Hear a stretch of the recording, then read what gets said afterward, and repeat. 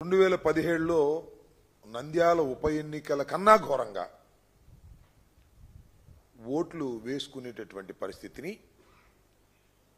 తెలుగుదేశం ముందుగా ప్లాన్ చేసుకుని ఈ పోలింగ్ జరుగుతా ఉన్నట్టుగా ప్రారంభమైన తర్వాత చాలా క్లియర్గా అర్థమైపోయింది. పులివెందుల్లో జరుగుతున్నటువంటి ఎన్నికల్లో పోలింగ్లో పాల్గొన్న వాళ్ళు పులివెందుల సెగ్మెంట్కు చెందిన వారు కాకపోవటం చాలా విచిత్రం.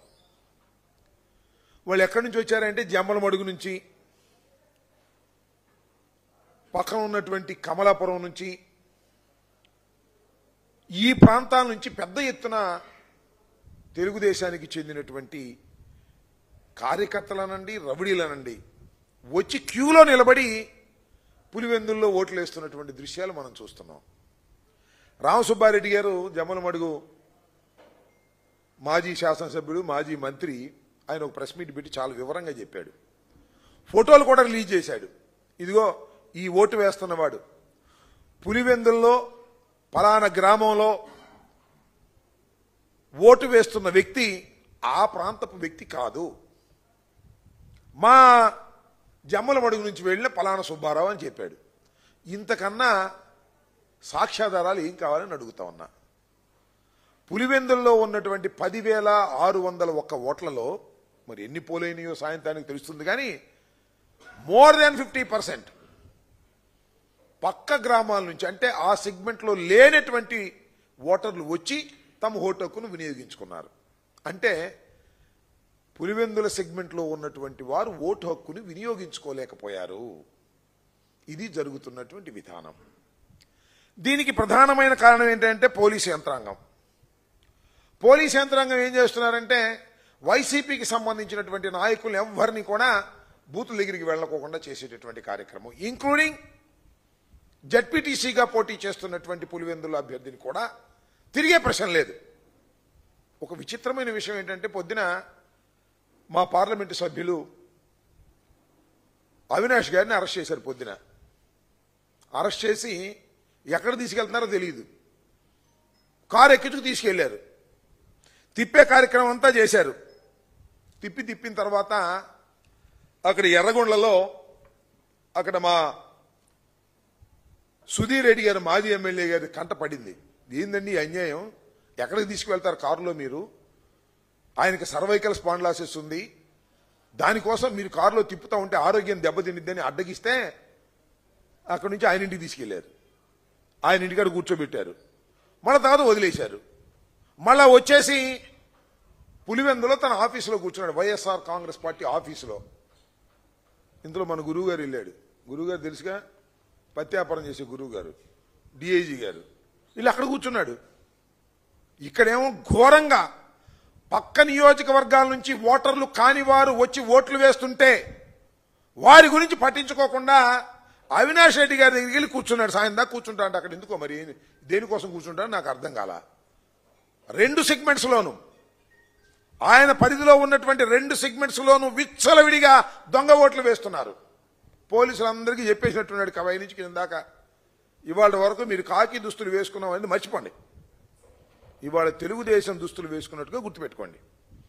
అందువల్ల ఎవరైతే వైసీపీ ఓటర్ అనుకుంటాడో వాడు రాని మాకండి, ఎవడైతే తెలుగుదేశానికి ఓటేస్తాడనుకుంటాడో వాడిని తీసుకెళ్ళి మర్యాద చేసి ఓటేసేయండి, వాడు ఓటర్ కాకపోయినా సరే అనేటువంటి పద్ధతుల్లో డిఐజీ ప్రవీణ్, కోయా ప్రవీణ్ గారు తెలుగుదేశం పార్టీ ఏజెంటుగా, తెలుగుదేశం పార్టీ కార్యకర్తగా ఎన్నిక జరిపే కార్యక్రమం చేస్తున్నారంటే ఇంతకన్నా సిగ్గుచేటు ఈ ప్రజాస్వామ్యంలో ఏమైనా ఉందా అని అడుగుతా ఉన్నా. ఒక పోలీస్ అధికారి, ఐపీఎస్ అధికారి తెలుగుదేశం పార్టీని గెలిపించడం కోసం సర్వశక్తులు వడ్డి అన్యాయాలు అక్రమాలకి పాల్పడి ఇవాళ ఇంత దారుణంగా చేస్తుంటే సమాజం చూస్తూ ఊరుకుంటుందా అని అడుగుతా ఉన్నా. ఈ కోయా ప్రవీణ్ ఐపీఎస్ని ప్రజలు మర్చిపోరు. ప్రజలే కాదు, ప్రజాస్వామ్యవాదులు ఎవ్వరూ మర్చిపోరు. వాళ్ళకేం డైరీలు ఉండవు, బుర్రలోనే ఉంటారు. చంద్రబాబు నాయుడు గారు ఏం చెప్తే అదే పోలీసులు ఏం చేయాలండి? ఎవరైనా దొంగ ఓట్లు వేస్తుంటే వారిని అటకాయించే కార్యక్రమం చేయాలి. దొంగ ఓట్లనే ప్రోత్సహిస్తున్నారే. పక్క గ్రామాల నుంచి పక్క నియోజకవర్గాల నుంచి వచ్చిన వారిని రాచ మర్యాదలు చేసి తీసుకువెళ్లి ఓట్లు వేయించేటటువంటి పరిస్థితి తెచ్చుకున్నారే. ఎంత దారుణం అండి ఇది.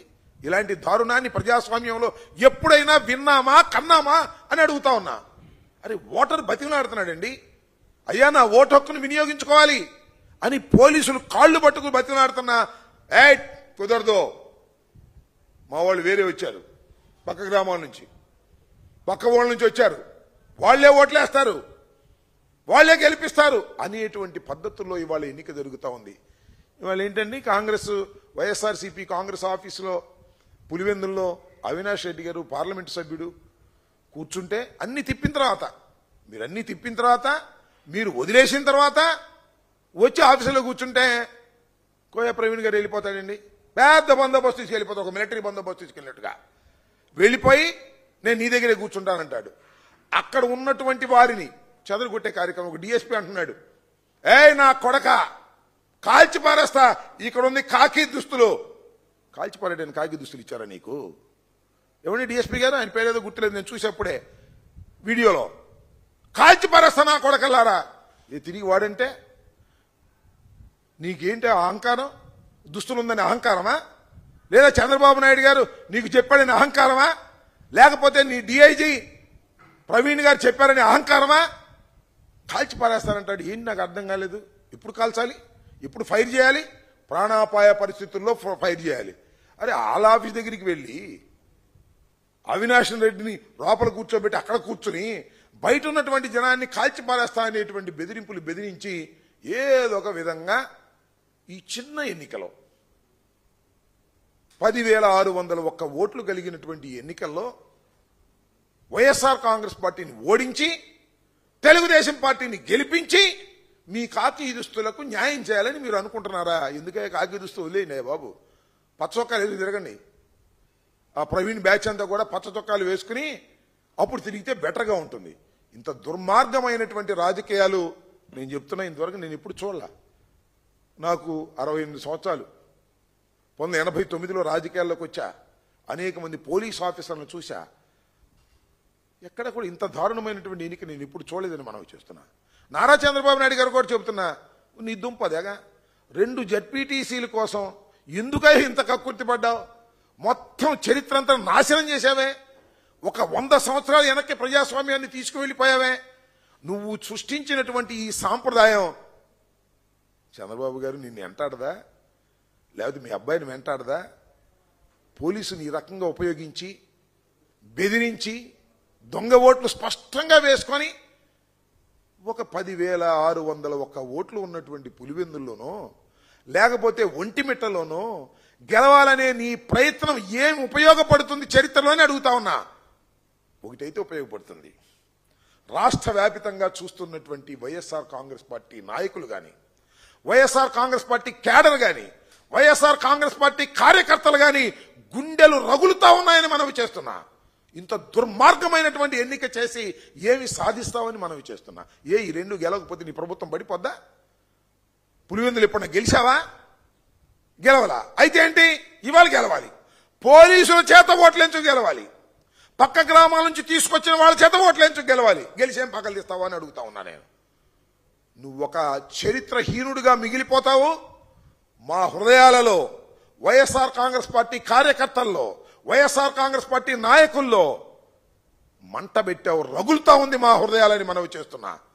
అంతేకాదు సామాన్యుల్లో కూడా, నీకు ఓటేసిన వాళ్ళకు కూడా, న్యాయంగా ధర్మంగా ఆలోచించే వాళ్ళకు కూడా ఎందుకు ఇంత కక్కుర్తి పడ్డాడు చంద్రబాబు నాయుడు, ఇంత దుర్మార్గానికి ఎందుకు పాల్పడుతున్నాడు, ఈ చిన్న విషయానికి ఇంత దారుణంగా పోలీసు యంత్రాంగాన్ని, ఎన్నికల కమిషన్ని భ్రష్టు పట్టించే విధంగా ఎందుకు చేస్తున్నాడు అనేటువంటి భావన కలగదా?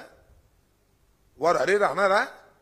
గెలిచి ఏం పగలు తీస్తావు? ఒకవేళ గెలిస్తే ఇంత దారుణమైనటువంటి వ్యవహారానికి ఇవాళ చంద్రబాబు నాయుడు గారు దిగజారిపోవటం, దానికి తగ్గట్టుగా కోయ ప్రవీణ్ గారిని బహుశా అందుకే వేసినట్టున్నాడు. అక్కడ రాయలసీమ డిఐజీగా ఆయన పెట్టిందే అందుకు. ఏదో ఒక విధంగా జరిగిన ఎన్నికల్లో వాళ్ళే ఎన్నికలు చేయాలి, పోలీసులే ఎన్నికలు చేస్తున్నారు. చిత్రమైన విషయం, పోలీసులే ఎన్నికలు చేసే కార్యక్రమానికి వాళ్ళ ఒక దుష్ట సాంప్రదాయానికి నువ్వు శ్రీకారం చుట్టావు.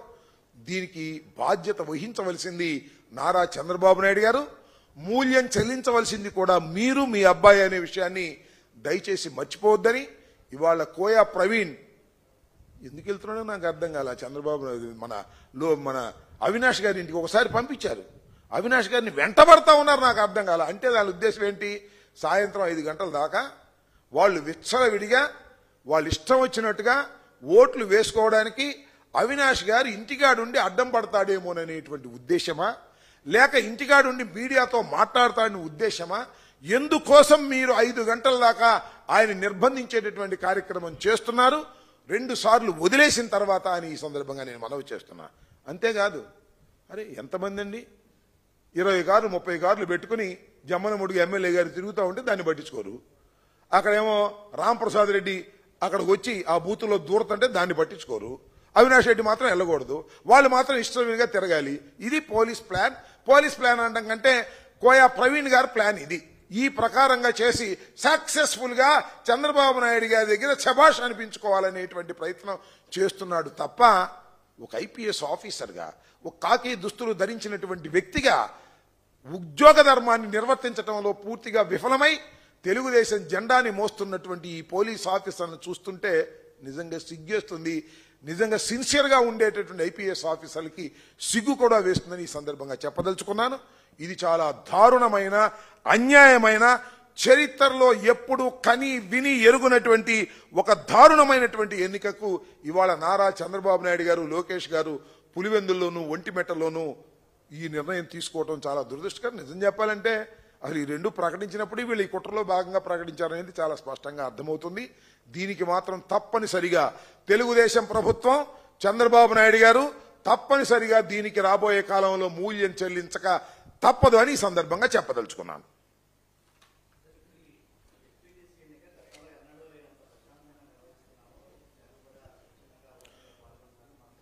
మరి ఎన్నడూ లేనంత ప్రశాంతంగా జడ్పీటీసీ ఎన్నికలు నిర్వర్తిస్తుంటే ఎందుకండి ప్రజలు వెళ్ళి కాళ్ళు పట్టుకుని మా ఓటు మాకు వేయండి అని ఎందుకు బతినాడుతున్నారు? అవి ఏమన్నా సృష్టించినాయా? ఏమన్నా ఆర్టిఫిషియల్ ఇంటెలిజెన్సీలో సృష్టించినాయా? లేకపోతే ఇందాక రామసుబ్బారెడ్డి గారు చెప్పాడు, ఫోటోలు కూడా రిలీజ్ చేశాడు, జమ్మల మలుగోడు లైన్లో నుంచున్నాడండి పులివెందుల్లో అని. అదేమన్నా ఆర్టిఫిషియల్ ఇంటెలిజెన్స్ అయినా చెప్పని అడుగుతా ఉన్నా. ఏ కోయా ప్రసాద్ గారు, ఆయన ఎవరండి?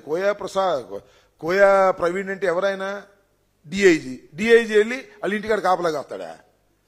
అవినాష్ రెడ్డి ఇంటికాడ పొద్దున ఎందుకు కాపలా కాయలే, ఇప్పుడు ఎందుకు కాపలా కాస్తున్నా అంటే అవినాష్ రెడ్డి బయటికి వెళ్తాడేమో, అవినాష్ రెడ్డి ఏమన్నా వాళ్ళ తప్పులు పట్టుకుంటాడు అనే ఉద్దేశంతో కదా ఇంత ప్రశాంతంగా జరుగుతున్నాయా? బూతులో కొట్టారు కదండి, విజువల్స్ చూసాం కదా మనం. ఎన్ని విజువల్స్ చూసాం? లేడీస్ వెళ్ళి ధర్నాలు చేస్తున్నారు, మా ఓట్లు మమ్మల్ని వేసుకొని బాబు అని. ఇన్ని జరుగుతుంటే ప్రశాంతంగా జరుగుతున్నాయని చెబుతున్నారా? ఈ ప్రవీణ్ కూడా చెబుతున్నాడు ప్రశాంతంగా జరుగుతున్న ఐపీఎస్ ఆఫీసర్ గారు. ప్రశాంతంగా జరిగితే ఇలా ఉంటుందా? ఎన్ని విజువల్స్ వచ్చినాయి మా సాక్షులను వచ్చినాయి, కడమచోళ్ళు ఎన్ని విజువల్స్ వచ్చినాయి, అంత క్లియర్గా కనపడతా ఉంది. ఇంత దుర్మార్గంగా, ఇంత అన్యాయంగా జరుగుతూ ఉంటే ప్రశాంతంగా జరుగుతున్నాయని చెప్పి తప్పుకుపోవాలనే ప్రయత్నం చేస్తున్నారు.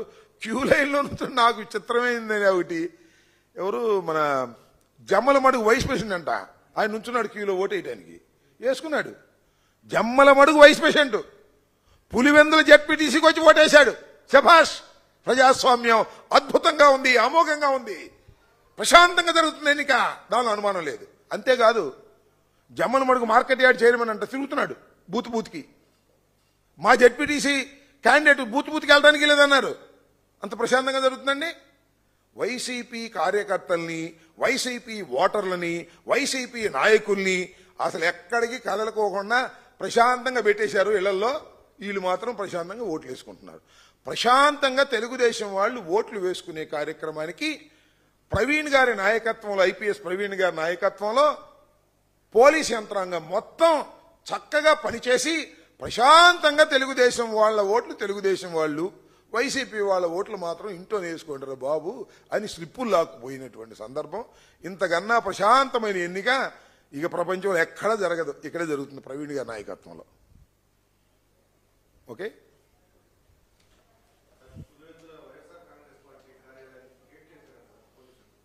వైఎస్ఆర్ కాంగ్రెస్ పార్టీ కార్యాలయానికి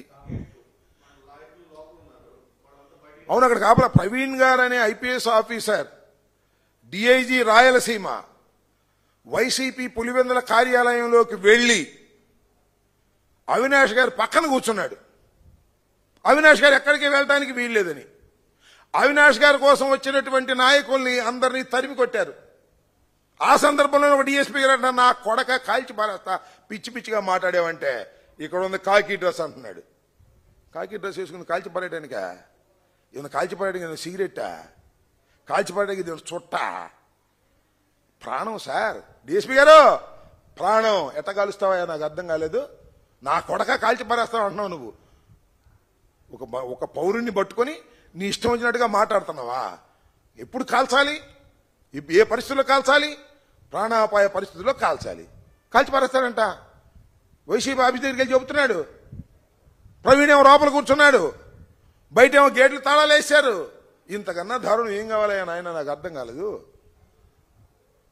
చాలా దుర్మార్గంగా చంద్రబాబు నాయుడు గారు ప్రవర్తిస్తున్నారు. మరోసారి చెబుతున్నా, ఈ దుర్మార్గానికి రా చంద్రబాబు నాయుడు గారు తప్పనిసరిగా మూల్యం చెల్లించక తప్పదు, ప్రతిఫలం కూడా అనుభవించక తప్పదు. ఇంక డిమాండ్ ఏముంది? గుర్తేసుకుంటున్నారుగా.